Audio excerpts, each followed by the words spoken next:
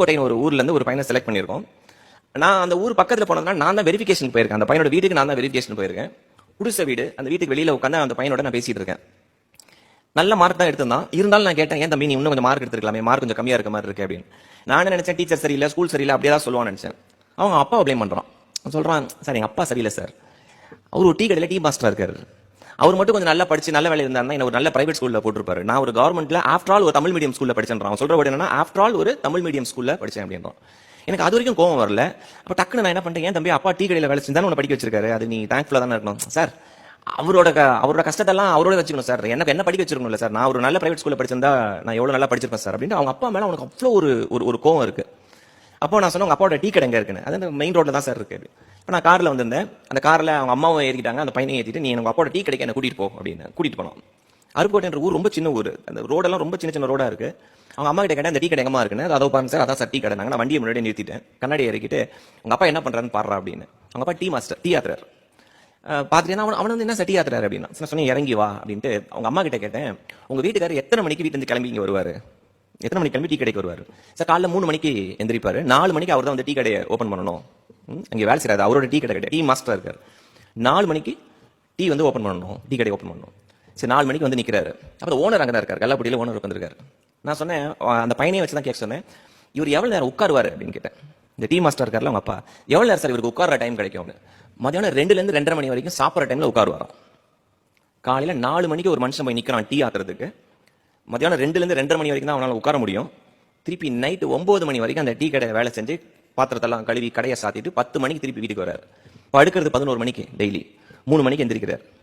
நான் சொன்னேன், டே ஒரு மனுஷன் 4 மணில இருந்து இத்தனை மணி வரைக்கும் நிக்கிறான் அந்த ஆளு, அந்த ஆளுக்கு இடுப்பு வலி என்னன்னு தெரியுமா? நான் சில நாள் ட்ரைனிங் பண்ணியிருக்கேன். இதுல ஆசிரியர்கள் நிறைய பேர் நின்றுட்டு வேலை செய்யறவங்களுக்கு இந்த கஷ்டம் தெரியும்.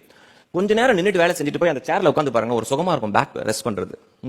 இப்படி நின்றுதான் தம்பி நீ தமிழ் மீடியத்துல படிச்சு இந்த மார்க் வாங்கியிருக்க. அதனால இந்த பேரண்ட்ஸை ரெஸ்பெக்ட் பண்ணாம நீ ஒரு லைஃப்ல பெரிய ஆள் ஆயிடலாம் நினைச்சனா, அதை விட முட்டாள்கள் வேற யாருமே இருக்க முடியாது. இன்னைக்கு இருக்க யங்ஸ்டர்ஸ்க்கு நம்ம சொல்ல வேண்டிய முக்கியமான ஒரு விஷயம் இதுதான். You are a by product of your parents. உன் பேரண்ட்ஸ் தான் நம்பர் 1. ஏன்னா இன்னைக்கு நான் பாக்குறது ரொம்ப கஷ்டமான ஒரு விஷயம் என்னன்னா, அப்பாவை இருந்தாலும் பையன் சர்வசாதாரணமா சொல்லிட்டு போறான், நீ தானே பெத்த படிக்கவையே. இது எல்லா லெவல்லயும் இருக்கு. பணக்கார வீட்டு பசங்களும் இது பேசுறாங்க. ரொம்ப ரொம்ப கஷ்டப்படுற ஃபேமிலி இருக்கும் பாருங்க, அவனும் என்ன பண்றான், மொபைலை வாங்கி கொடு, லேப்டாப் வாங்கி கொடு. இப்ப நான் என்னோட ஜெனரேஷன்லயே சொல்றேன், எங்க அப்பா கிட்ட போய் ஒரு விஷயத்தை கேட்கணும்னா நான் அப்படியே கூனி குறி கேட்கணும், ஏன்னா அப்பா அவ்வளவு கஷ்டப்படுறாரு, எப்படி போய் கேட்கறது அப்படின்னு. அந்த ஆள் இந்த ஆள். இன்னொரு எக்ஸாம்பிள் சொல்றேன், இது எங்க ஆபீஸ்ல நடந்த எக்ஸாம்பிள். என்னோட நெருங்கிய நண்பர் அவரு. இப்ப எங்க ஆபீஸ்ல நான் 22 வருஷம் ஒரே ஆபீஸ்ல இருக்கேன். தப்பா நினைச்சாதீங்க, எனக்கு வெளியில வேலை கிடைச்சது, இருந்தாலும் அதே ஒரே ஆபீஸ்ல இருந்தாங்க. ஒருத்தர் பாக்குற பாவம் வேலையே. ஒருத்தர் சொல்றாரு, சுஜித் என்னன்னு தெரியல, ஒரு 2 வருஷமா என்னோட பையன் அவனோட பிஹேவியர் சுத்தமா சரியில்லை, அவன் எதுக்குமே பிடி கொடுத்து பேச மாட்டேங்கிறான், ரொம்ப என் மேல ரொம்ப கோவமா இருக்கான், ரொம்ப ரஃப் அண்ட் டஃபா இருக்கான், கொஞ்சம் பேசி பாருங்க அப்படின்னாங்க. ஐ two a lot of counseling work. அதனால அந்த பையனை கூப்பிட்டேன். அந்த பையனை எனக்கு தெரியும். நான் கூப்பிட்டோன்னே, அங்கிள் சொல்லுங்க அங்கிள் அப்படின்னு வந்தான். ஜூஸ் கடையில தான் மீட் பண்ணேன். நான் சொன்னேன், என்னடா ஆச்சு, ஏன் அப்பா மேலே என்ன அவ்வளோ கோவம்? டக்குன்னு சொன்னா, அங்கிள் அந்த ஆளுக்கு விவசாயே இல்லை அங்கிள் அப்படின்னா. எடுத்தோன்னே அந்த ஆளுக்கு விவசாயே இல்லை அங்கிள், அந்த ஆளுக்குலாம் நான் இருக்கேன்னே தெரியாது, அவருக்கு எல்லாமே என் தங்கச்சி தான், என் தங்கச்சி தான் அவருக்கு எல்லாமே. அவ்வளோ நான் ஒரு பையன் ஒருத்தன் இருக்கனே தெரியாது, எதுக்கு எடுத்தாலும் கேள்வி கேட்கறான் அந்த ஆளு அப்படின்னா.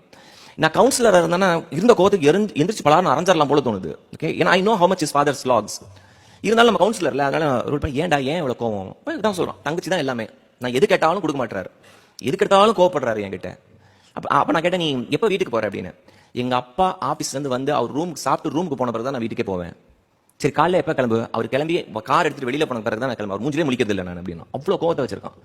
நான் சொன்னேன், என் அங்கிளுக்காக ஒரே ஒரு விஷயம் பண்றியா? என்ன அங்கிள் அப்படின்னா, ஒரே ஒரு வாரம் உங்க அப்பா வரதுக்கு முன்னாடி நீ வீட்டுக்கு போயிடு, என்ன நடக்குதுன்னு பார்க்கலாம். ஒரு வாரம் கழிச்சு நான் எனக்கு ஃபோன் பண்ணி நம்ம நேரம் மீட் பண்ணலாம் அப்படின்னு. அவனுக்கு புரியல. எனக்கு கேட்டான், நான் ஒரு வாரம் மட்டும் முன்னாடி போய் என்ன அங்கிள் ஆக போகுது அப்படின்னு. இல்ல நீ போய் பாடுறா அப்படின்னு. அவங்க வீடு எனக்கு தெரியும், கிரவுண்ட் ஃப்ளோர், நடுவில் பார்க்கிங் லாட் இருக்கு. இந்த பக்கம் அவங்க அம்மாவோட பெட்ரூம், இந்த பக்கம் அவனோட பெட்ரூம். ஸோ இந்த ஜன்னல் வழியா பார்த்தா தெரியும் அவங்க அப்பா வந்துட்டாங்களா இல்லையான்னு.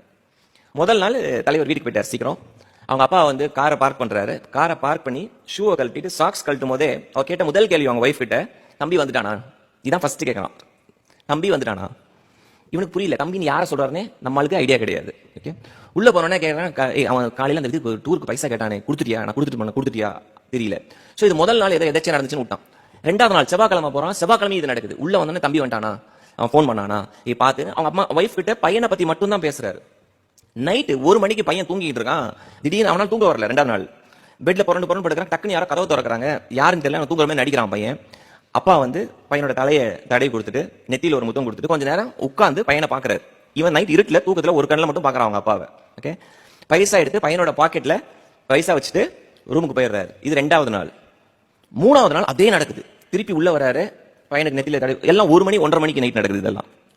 நெத்தியை தடவை விடுறாரு, ஒரு முத்தம் கொடுக்குறாரு, கொஞ்ச நேரம் உட்காந்து பையனை பார்க்கறாரு. ஏன்னா பையனை பார்க்க முடியாது மற்ற டைம்ல. பைசா எடுத்து பாக்கெட்டை வச்சுட்டு போயிடுறாரு.